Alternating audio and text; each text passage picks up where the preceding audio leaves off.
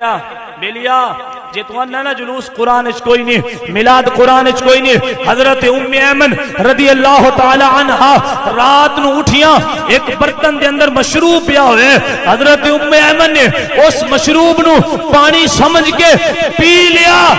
جدو حضور علیہ السلام بیدار ہوئے، فرمایا ام ایمن ایتھے برتن دے وچ میرا بول مبارک سی، وہ کتھے گیا ہے؟ حضرت ام ایمن عرض کر دیا نے، یا رسول اللہ، اللہ دی قسم ہے میں ان پانی سمجھ کے پی گئی ہوں۔